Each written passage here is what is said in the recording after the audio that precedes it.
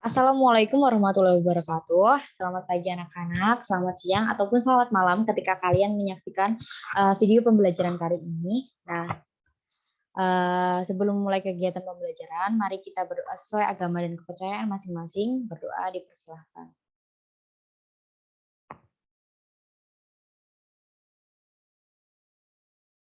Berdoa selesai. Oke, karena hari ini tanggal 20 Oktober kalian seharusnya libur, jadi pembelajaran hari ini akan digantikan dengan video pembelajaran agar nanti kalian itu ulangan hariannya itu tidak tertinggal dan tidak tertinggal materi juga dengan kelas-kelas lainnya.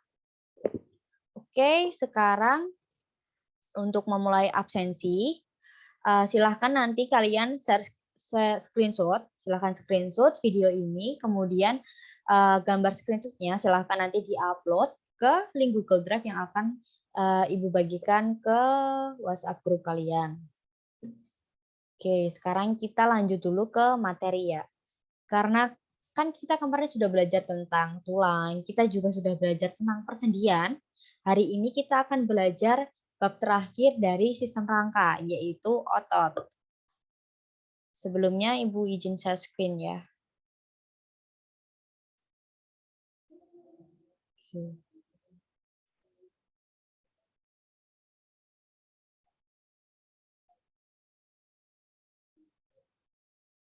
Nah, kita akan belajar tentang sistem otot. Jadi sistem otot itu apa? Kita akan belajar hari ini. Nah, tujuan pembelajaran hari ini yaitu mempelajari tentang macam-macam otot, fungsi otot rangka, karakteristik otot rangka, struktur otot rangka, sifat kerja otot, dan juga mekanisme kontraksi otot. Nah, kita mulai dulu nih dari gambar ini. Gambar otot pasti kalian tahu kan ya, yang berwarna coklat agak kekuningan ini. Nih, agak coklat agak kekuningan ini. Lalu perbedaan otot sama daging itu apa sih? Kalau otot itu sama-sama di bagian dalam tubuh kita, tapi fungsinya otot itu untuk menggerakkan tubuh kita. Jadi otot itu berfungsi untuk menggerakkan bagian-bagian tubuh, membantu sistem rangka kita untuk dapat bergerak, menimbulkan gerak. Tetapi kalau daging itu memang di dalam tubuh kita, tapi fungsinya itu sebagai pelindung tubuh kita. Jadi fungsi otot dan juga daging itu kan berbeda. Jadi keduanya itu merupakan hal yang berbeda. Kita mulai ke pengertian dari jaringan otot atau muscle tissue. Nah, jaringan otot ini merupakan jaringan tubuh yang terdiri atas sel yang mampu berkontraksi. Nah, tubuh manusia memiliki 3 jenis jaringan otot. Ada otot lurik, ada otot jantung, dan otot polos. Karena kita berfokus pada sistem rangka, jadi kita akan mempelajari tentang otot yang berhubungan dengan sistem rangka kita. Kira-kira otot apa, ada yang tahu nggak? Pasti masih pada bingung ya. Jadi nanti kita akan belajar tentang otot lurik. Nah, fungsi utama dari otot sendiri seperti yang tadi sudah dikatakan, yaitu berfungsi untuk menggerakkan bagian-bagian tubuh. Next, slide berikutnya.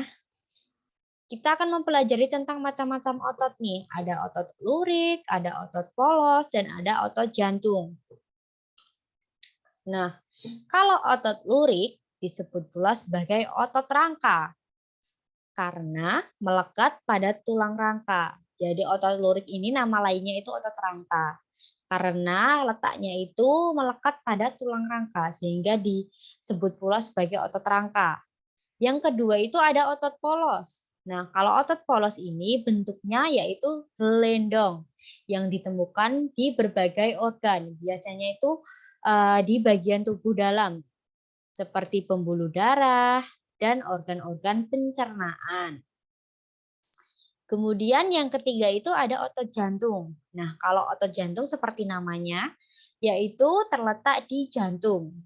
Bentuknya ini sama seperti otot lurik, namun yang membedakan yaitu ada percabangan yang dinamakan pula sebagai sinsitium. Jadi otot jantung ini hampir mirip sama otot lurik.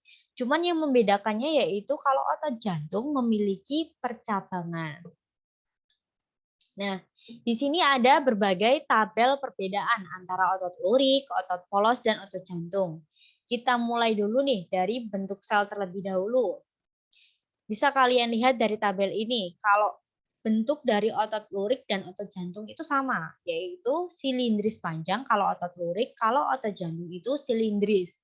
Namun bagian ujung dari otot jantung itu bercabang. Di sini perlu digarisbawahi. Kalau otot polos, bentuk selnya itu berbentuk gelendong. Kemudian kita lanjut ke pembeda yang kedua, yaitu ada inti sel. Nah, kalau inti sel otot lurik itu bentuknya lonjong, jumlahnya banyak dan berada di pinggir. Kalau otot polos, bentuknya oval, jumlahnya satu di tengah. Kalau otot jantung itu bentuknya lonjong, jumlahnya satu, berada di tengah. Jadi kalau otot polos sama otot jantung itu sama-sama jumlahnya satu, inti selnya itu satu dan berada di tengah. Tapi bentuknya berbeda, bentuknya oval dan juga lonjong. Oval untuk otot polos, lonjong untuk otot jantung. Tapi kalau otot lurik ini inti selnya itu banyak, berada di pinggir dan berbentuk lonjong. Nih. Yang ketiga yaitu perbedaannya yaitu pita gelap terang pada miofibril. Nah, kalau otot lurik ini tuh ada, ditemukan pita gelap terang pada miofibril. Tapi kalau otot polos itu tidak ada. Otot jantung ada, karena tadi strukturnya itu hampir sama ya, otot lurik dan otot jantung. Jadi sama-sama memiliki pita gelap terang pada miofibrilnya. Di sini bisa kalian lihat ini ya, ada gambar dari otot lurik. Di sini bisa kalian lihat intinya itu ada banyak dan terletak di pinggir.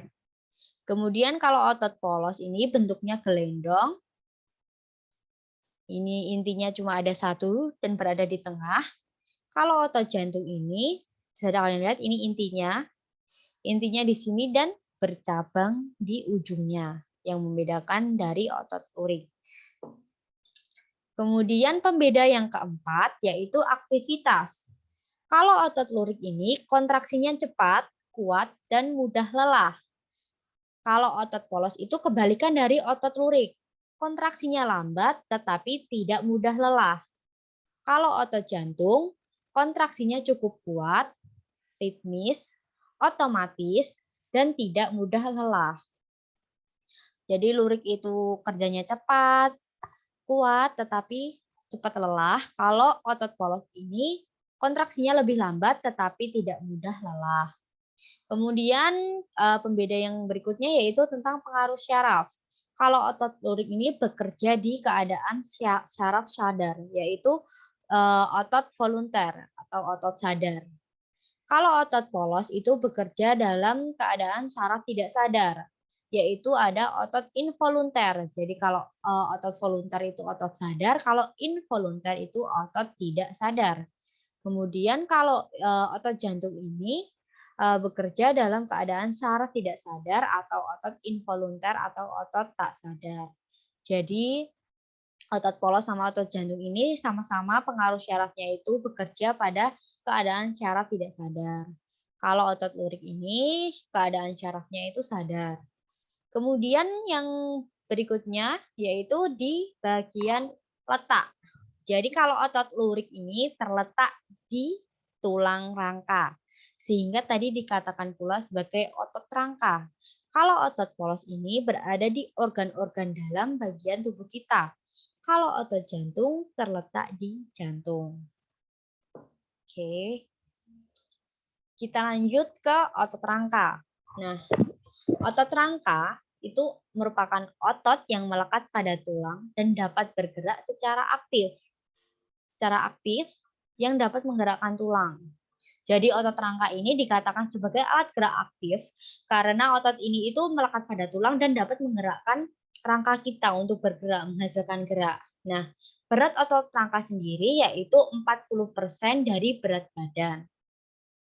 Jadi kalian tahu ya, hari ini kita akan membahas tentang otot rangka. Otot rangka tadi nama lainnya yaitu ada otot lurik. Oke. Kita mulai ke fungsi otot rangka. Yang pertama itu ada pergerakan.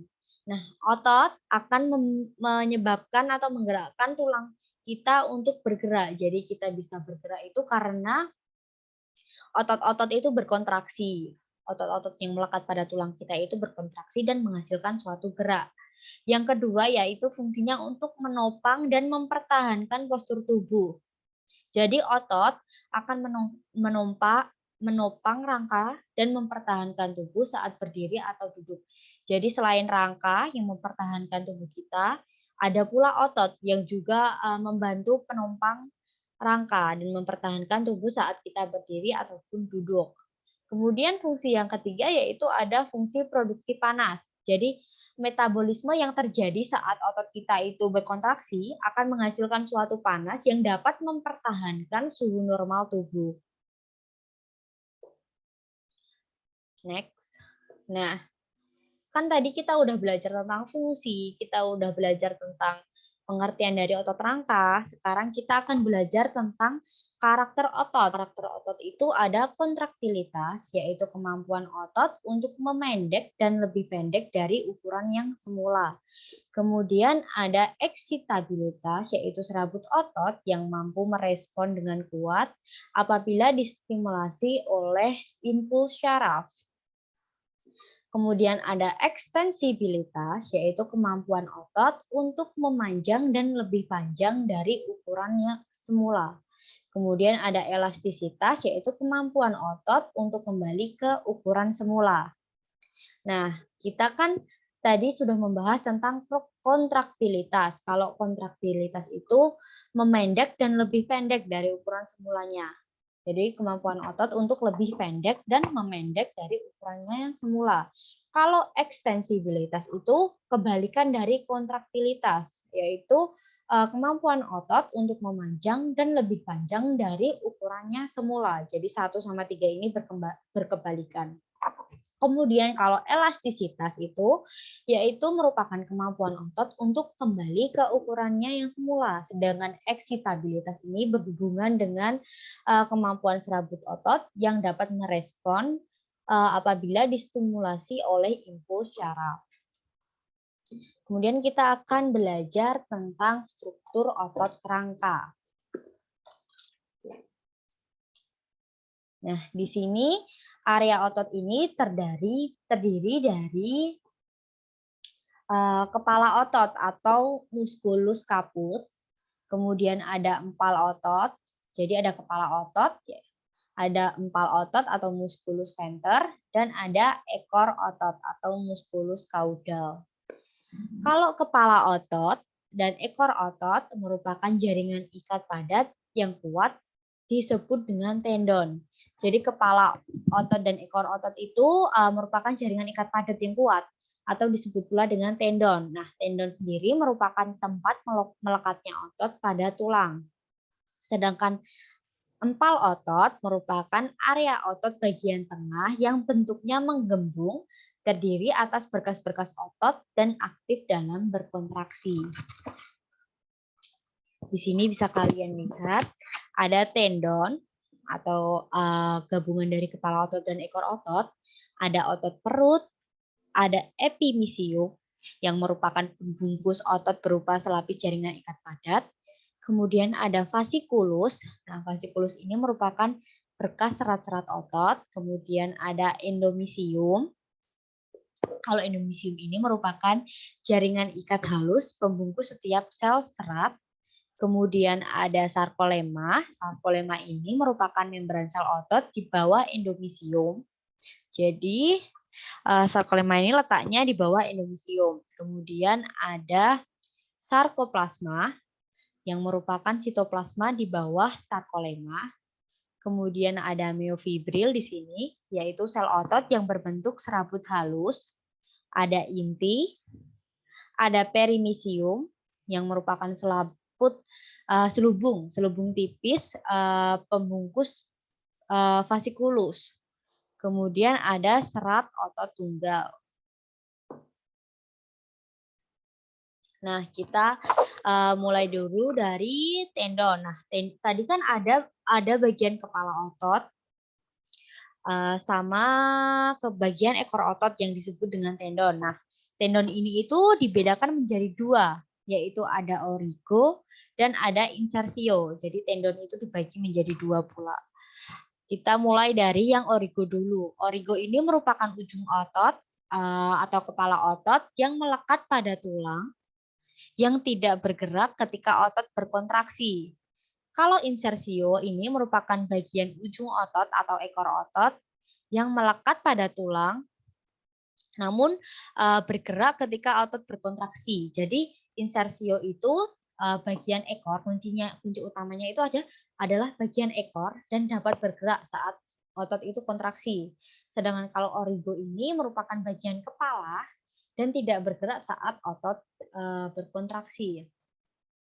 Kemudian di sini ada struktur otot rangka. Seperti yang di awal tadi ada tendon, ada epimisium, ada endomisium, ada fasciculus, ada perimisium. Kemudian ada ini serat-serat otot yang ditutupi oleh endomisium di sini. Kemudian ada aktin dan ada miosin, ada miofibril, ada sarkolemma atau membran sel. Nah, bisa dilihat nih di sini. Ada aktin, miosin, endomisium, kapilari, perimisium. Sini nih, sarkomer, miofibril. Nah, di sini bisa kita lihat. Yang A ini atau sarkomer ini merupakan morfologi sarkomer dan mekanisme geser. Jadi filamen yang berwarna merah ini nih, yang berwarna merah ini merupakan aktin. Kalau yang berwarna biru memanjang dari sini itu dinamakan miosin. Nih. Kemudian yang warnanya kuning ini merupakan titin. Bagian sini nih, ujung sini. Nah, yang ditunjukkan dalam keadaan rileks. Jadi nomor 1 ini merupakan mekanisme geser saat keadaan rileks. Kemudian yang kedua ini mekanisme dalam keadaan kontraksi. Mekanisme geser dalam keadaan kontraksi. Kemudian B ini ada gambar miofibril secara melintang, bisa dilihat. Kemudian gambar C ini ada serat otot rangka yang warnanya ungu gelap itu disebut dengan inti miosit. Ini ungu gelap, inti miosit. Kemudian yang D itu ada gambar histologi penampang fasikula, di mana pita putih itu lebih besar yang dinamakan dengan membran perimisium. Nih, di sini nih. Ada pita putih yang lebih besar, dinamakan dengan membran perimisium. Nah, struktur melingkar adalah serat otot, sedangkan titik ungu yang lebih gelap adalah inti miosit. Ini nih, inti kecil-kecil di sini itu inti miosit namanya. Kemudian yang E itu merupakan gambar histologi dari sebagian penampang otot. Di bagian atas itu membran epimisium. Bisa kalian lihat di bagian atas ini ada gambar epimisium. Nah, berikutnya ini ada penjelasan dari struktur otot rangka yang di awal tadi sudah Ibu jelaskan. Ada epimisium, fasciculus, perimisium, endomisium, sarkolemma, sarkoplasma yang nanti bisa kalian baca sendiri ya, karena bisa kalian pahami sendiri. Kemudian kita masuk ke sifat kerja otot. Nah, sifat kerja otot ini yang pertama itu otot manusia itu bisa berkontraksi, juga bisa berelaksasi. Nah, karena pada saat berkontraksi itu otot itu akan tertarik atau terangkat. Nah, kontraksi satu macam otot hanya mampu untuk menggerakkan tulang ke satu arah. Jadi ketika misal nih tangan kalian gini, berarti hanya kontraksi kan, itu melakukan kontraksi. Berarti hanya satu otot saja yang bekerja, sehingga hanya menimbulkan satu gerakan. Nah, agar tulang itu dapat kembali ke posisi semula, misalnya ini nih, bisa kembali ke sini. Nah, pasti ada otot yang harus relaksasi, sehingga tulang itu dapat ditarik ke posisi semula. Untuk itu, perlu adanya otot lain untuk berkontraksi, dan ada pula diperlukan otot lain juga yang berkebalikan kerjanya itu dari otot yang pertama. Jadi bisa disimpulkan bahwa dalam menggerakkan tulang agar bisa kembali ke posisinya semula itu membutuhkan paling sedikit yaitu kinerja dari dua macam otot yang kerjanya itu berbeda. Jadi ketika otot ini mengalami kontraksi, maka tulang akan tertarik atau terangkat. Nah, bisa dilihat setidaknya ada dua macam otot nih yang bisa menggerakkan tulang dari posisi A ke posisi B.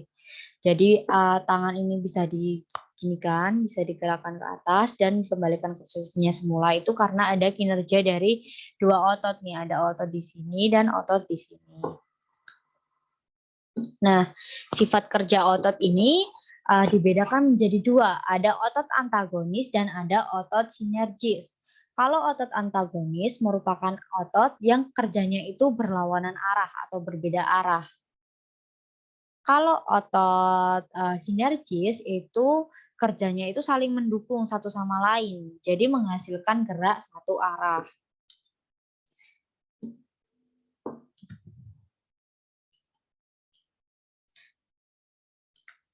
Kalau otot sinergis, contohnya itu otot pronator teres dan otot pronator quadratus yang menyebabkan telapak tangan itu bisa menengadah dan menelungkup. Jadi bisa dilihat menengadah dan menelungkup. Ini kan hanya satu arah. Jadi hanya ada satu arah. Ataupun ada pula contoh lainnya yaitu otot antar tulang rusuk yang bekerja sama ketika menarik nafas. Kemudian kalau gerakan antagonis ini, misalnya saja ada ekstensi atau meluruskan, dan ada fleksi atau membengkokkan. Bisa dilihat nih, di contohnya ada gerakan otot tricep dan otot bicep ketika mengangkat dan menurunkan lengan bawah. Bisa juga ketika, ini nih contohnya, di bagian paha kalian ini. Kalian bisa ke belakang, kemudian bisa kalian luruskan kembali, itu karena adanya gerakan ekstensi, meluruskan, dan ada gerakan fleksi atau membengkokkan. Kemudian ada gerakan abduksi, menjauhi badan, dan ada adduksi, mendekati badan. Jadi kalau abduksi itu menjauhi badan, kalau adduksi itu mendekati badan. Oke, jadi abduksi dan aduksi ini contohnya yaitu gerakan tangan sejajar dengan bahu, dan sikap sempurna atau tangan ke bawah. Jadi kalau gini, abduksi menjauhi bahu. Kalau begini, kalau tangannya kalian turunkan itu adduksi. Bisa juga dengan gerakan di telapak tangan kalian. Kalau telapak tangan kalian ini begini, itu adduksi. Kalau begini, itu abduksi. Kita next dulu ke gerakan yang berikutnya. Ada depresi, yaitu menurun. Kalau elevasi itu mengangkat. Contohnya yaitu gerakan kepala saat menunduk dan menengadah. Jadi kalau elevasi ini mengangkat, ada otot di bagian sini yang bekerja sehingga dinamakan dengan mengangkat elevasi begini. Kalau menurunkan kepala itu ada pula juga otot lain yang bekerja dinamakan dengan depresi. Kemudian kinerja otot antagonis yang berikutnya yaitu ada supinasi, menengadah, dan ada pronasi, menelungkup. Jadi kalau supinasi itu begini, kalau pronasi itu begini. Misalnya saja pada gerakan telapak tangan. Benar kan tadi? Seperti yang bisa kalian contohkan. Supinasi, pronasi. Supinasi, pronasi. Oke, kita lanjut ke gerakan yang berikutnya, yaitu ada inversi dan ada eversi. Kalau inversi itu membuka ke arah dalam tubuh. Kalau eversi membuka ke arah luar tubuh. Misalnya itu pada telapak kaki kalian. Nah, kalau inversi, kalian bengkokkan kaki kalian ke arah dalam, itu dinamakan dengan inversi. Tapi kalau kalian membuka telapak kaki kalian ke arah luar, itu namanya eversi. Ini bisa dilihat nih, eversi yang ditunjukkan warna biru, kalau inversi itu yang warnanya putih ini. Kemudian kita mulai ke mekanisme kerja otot. Ada kontraksi dan ada relaksasi. Jadi otot itu ketika mendapat rangsangan akan melakukan kontraksi. Nah, kontraksi ini ditandai dengan memendeknya otot. Jadi karena otot ini lebih pendek, kemudian lebih menjadi tegang dan menggembung di bagian tengah. Jadi karena otot ini bisa memendek, jadi tuh otot ini tuh lebih tegang dan menggembung di bagian tengahnya. Nah, apabila otot tidak bekerja, maka otot akan kembali mengendur dan beristirahat atau dinamakan pula dengan relaksasi. Jadi kinerja otot itu tadi ada dua. Ada kontraksi, kontraksi itu ditandai dengan memendeknya otot. Tapi kalau otot tidak bekerja, otot akan mengendur atau dinamakan pula dengan fase relaksasi. Nah, komponen struktur otot yang berperan dalam kerja otot itu ada miofibril yang bentuknya silindris memanjang, mengandung filamen aktin dan miosin. Kemudian ada sarkomer. Sarkomer sendiri dibedakan menjadi pita H, A, dan I. Kemudian yang ketiga ada aktin dan miosin. Kalau aktin ini merupakan filamen kontraktil tipis yang memiliki sisi aktif dan situs pengikatan. Kalau miosin merupakan protein filamen tebal, memiliki penonjolan atau kepala miosin.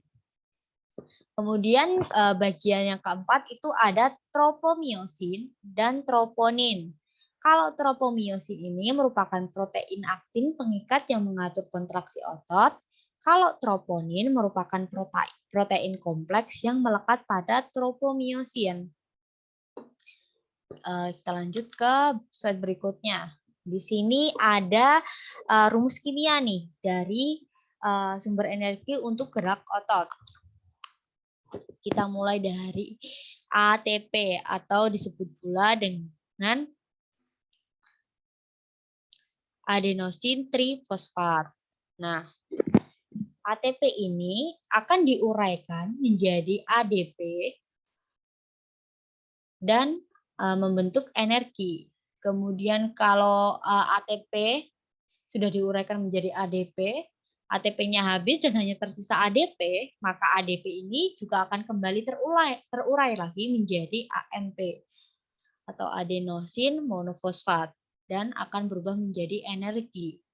Kemudian reaksi yang kedua yaitu ada kreatin fosfat. Nah, kalau kreatin fosfat ini akan diuraikan menjadi kreatin, fosfat, dan juga energi. Karena ATP dan kreatin fosfat ini merupakan fase di mana mereka ini itu tidak memerlukan oksigen saat merubah mekanisme kerja ini menjadi energi itu tidak memerlukan oksigen, jadi disebut pula sebagai fase anaerob dan termasuk ke dalam fase kontraksi. Jadi saat kontraksi ini membutuhkan ini ada ATP dan ada kreatin fosfat. Nah, kalau glikogen ini atau gula otot ini masuknya ke fase relaksasi. Fase relaksasi atau disebut dengan fase aerob. Fase glikogen ini dimulai dengan glikogen yang akan dirubah menjadi laktasidogen. Kemudian laktasidogen ini akan diuraikan kembali menjadi glukosa dan asam laktat. Dan yang terakhir, glukosa dengan bantuan oksigen akan berubah menjadi karbon dioksida, H2O atau uap air, dan juga energi. Karena ini ada oksigen yang berperan nih, jadi disebut pula fase aerob dan termasuk ke dalam fase relaksasi. Sini. Nah, tahapan mekanisme kerja otot kita mulai dulu dari yang kontraksi. Jadi, apabila otot ini mendapat rangsangan atau impuls, maka otot akan membentuk asetilkolin. Nah, asetilkolin ini akan membebaskan ion kalsium dan merangsang pembentukan aktomiosin sehingga mengakibatkan otot dapat berkontraksi. Jadi, otot dapat berkontraksi itu karena pertama, otot itu mendapat rangsang, kemudian akan membentuk asetilkolin, dan asetilkolin ini akan membebaskan ion kalsium dan merangsang pembentukan aktomiosin yang dapat menyebabkan otot berkontraksi. Nah, apabila otot ini sudah tidak mendapat rangsangan, maka ion kalsium yang dibentuk di awal ini akan direabsorpsi. Akibatnya, konsentrasi ion kalsium itu akan berkurang dan ikatan antara aktin dan miosin akan terlepas. Dengan demikian, sarkomer akan kembali memanjang, relaksasi, dan otot dalam keadaan relaksasi. Jadi ketika otot ini tidak mendapatkan rangsangan kembali, maka ion kalsium yang dihasilkan oleh asetilkolin ini, yang dibebaskan oleh asetilkolin akan direabsorpsi. Nah, otomatis karena direabsorpsi, maka ion kalsium itu akan berkurang dan ikatan antara aktin dan miosin juga akan terlepas. Dan sarkomernya tadi sarkomer yang dimiliki pada otot itu akan kembali memanjang dan terjadi relaksasi pada otot. Nah, kontraksi otot ini memerlukan energi. Energi tersebut disuplai dalam bentuk energi kimia. Energi kimianya sudah tadi dibahas di awal. Yang ini nih, ada ATP dan ada kreatin fosfat. Nah, fase kontraksi disebut pula sebagai fase anaerob karena tidak memerlukan oksigen dalam kerjanya. Dan energi diperoleh dari penguraian ATP dan kreatin fosfat yang berlangsung secara anaerob. Energi akan menggerakkan filamen penghubung aktin dan miosin. Jadi karena adanya energi yang dihasilkan di fase anaerob ini, maka dapat menggerakkan filamen penghubung pada aktin dan miosin. Jadi selama otot berkontraksi ini, kreatin fosfat akan menyumbangkan fosforil pada ADP. ATP akan dihidrolisis dan terurai menjadi ADP dan menghasilkan energi. Nah, apabila ATP-nya sudah habis dan hanya tersisa ADP, maka ADP akan terurai menjadi ANP seperti energi kimia yang di awal tadi sudah dijelaskan. Nah, di sini secara mikroskopis otot lurik ini tersusun atas miofibril dengan garis terang, garis gelap, dan garis terang. Nah, setiap miofibril tersusun atas sarkomer yang dibatasi dua garis Z. Nah, dua garis Z ini bisa dilihat di gambar yang ini nih. Nih. Jadi setiap miofibril itu dibatasi setiap miofibril sarkomer. Ini miofibril ya, miofibril kalau diperbesar menjadi sarkomer ini. Sini ada sarkomer. Nah, sarkomer ini dibatasi oleh dua garis Z. Di sini nih dua garis Z. Di sini ada filamen yang tipis dan filamen yang tebal.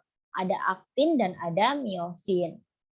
Kalau yang tebal itu aktin, kalau yang tipis itu miosin. Nah, sarkomer sendiri merupakan unit otot yang dibatasi oleh garis gelap dan garis terang. Nah, sarkomer mengandung filamen protein yang tebal atau miosin dan tipis atau aktin yang saling tumpang tindih. Jadi, antara aktin dan miosin ini saling tumpang tindih. Di sini bisa dilihat ya.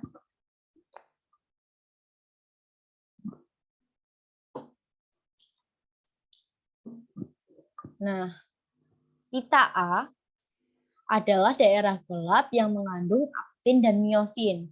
Di sini nih, pita A. Pita A ini dari sini ke sini itu mengandung aktin dan miosin. Kalau zona H ini termasuk ke dalam pita A, tapi hanya mengandung miosin di bagian tengah. Jadi zona H itu hanya di bagian sini. kalau pita A itu di sini. Jadi zona H itu terletak di dalam pita A. Kalau pita A itu terdiri dari aktin dan miosin, tapi kalau zona H itu hanya mengandung miosin di bagian tengah. Kemudian ada pula pita I yang terletak di bagian ujung-ujung sarkomer di sini, yang terdapat daerah terang dan hanya mengandung aktin. Jadi di sini tuh hanya ada aktin. Di sini nih aktin. Di sini itu adalah pita I. Jadi ketika otot berkontraksi, aktin dan miosin akan bertautan dan saling menggelincir. Akibatnya zona H dan pita I memendek sehingga sarkomer juga memendek. Jadi ketika otot berkontraksi, maka aktin dan miosin ini akan saling bertautan. Jadi di sini itu akan saling bertautan yang mengakibatkan zona H ini, karena ini saling berkaitan, maka zona H dan zona A ini, zona H dan pita A ini akan memendek. Akibatnya karena zona H dan pita A ini memendek, otomatis sarkomernya di sini juga ikut memendek saat terjadi kontraksi. Kemudian lanjut ke tahapan relaksasi. Kalau tahapan relaksasi ini, di mana ketika otot ini sudah kehilangan energinya dan tidak terjadi kontraksi lagi, maka otot akan melakukan relaksasi. Fase relaksasi disebut pula dengan fase aerob, karena energi yang dihasilkan dari hasil pemecahan glikogen berlangsung secara aerob, karena memerlukan oksigen tadi untuk mengubahnya. Prosesnya sendiri yaitu glikogen dilarutkan menjadi laktasidogen, kemudian diuraikan kembali menjadi glukosa dan asam laktat. Glukosa akan dioksidasi sehingga menghasilkan energi serta melepaskan CO2 dan H2O. Di sini tadi glukosa ini memerlukan oksigen, dioksidasi. Nah, adapun asam laktat merupakan hasil samping dari penguraian laktasidogen. Nah, timbunan dari asam laktat di dalam otot yang berlebihan dapat menyebabkan rasa letih. Asam laktat yang menumpuk di sel-sel otot akan diangkut oleh darah dan diubah menjadi glukosa. Selanjutnya akan menjadi glikogen. Glikogen akan disimpan pada otot dan juga hati. Oke. Jadi pada relaksasi apabila sudah tidak ada rangsangan, maka ion kalsium akan direabsorpsi. Akibatnya kontraksi ion kalsium berkurang, ikatan antara aktin dan miosin terlepas, dan sarkomer akan memanjang relaksasi dan otot dalam keadaan relaksasi. Bisa dilihat di sini nih. Pada saat kontraksi, nih di sini. Ini kan zona H dan pita A kan tadi kan semakin memendek. Jadi zona H sama pita A itu semakin memendek karena ikatan aktin dan miosinnya itu saling berhubungan, saling padat gitu. Jadi otomatis sarkomernya juga memendek. Tapi ketika otot ini melakukan relaksasi, bisa dilihat ikatan aktin dan miosinnya itu sudah kembali lagi seperti semula. Zona H seperti semula, memanjang lagi, pita A juga memanjang lagi. Jadi otomatis sarkomernya itu pun juga ikut memanjang kembali ke keadaan semula. Kalau ditanya apakah aktin dan miosin ini juga ikut memendek saat kontraksi, jawabannya tidak. Jadi yang memendek itu hanya zona H dan pita A. Kalau aktin dan miosin ini itu tuh tetap, cuman strukturnya itu lebih padat terangkap gitu. Sehingga menyebabkan sarkomer memendek karena zona H dan pita A-nya tadi itu memendek gitu. Nah, karena pembelajaran hari ini telah selesai tentang mekanisme kerja otot, silahkan nanti kalian mengerjakan lembar kerja ini yang sudah dibagi. Nanti akan Ibu bagikan melalui WhatsApp group. Nanti silahkan kalian mengerjakan ini. Karena kalian libur hari ini mungkin bisa dikerjakan selama Sabtu ya. Sabtu kalian bisa mengumpulkan lembar kerja Canva. Nanti akan Ibu share lagi di link Google Drive-nya. Nah, untuk pembelajaran hari ini, Ibu ucapkan terima kasih karena perhatian kalian untuk menonton video ini. Kemudian apabila ada pertanyaan pada mekanisme kerja otot ataupun bab hari ini, silahkan nanti kalian bisa PC Ibu. Demikian pembelajaran hari ini Ibu cukupkan. Wassalamualaikum warahmatullahi wabarakatuh.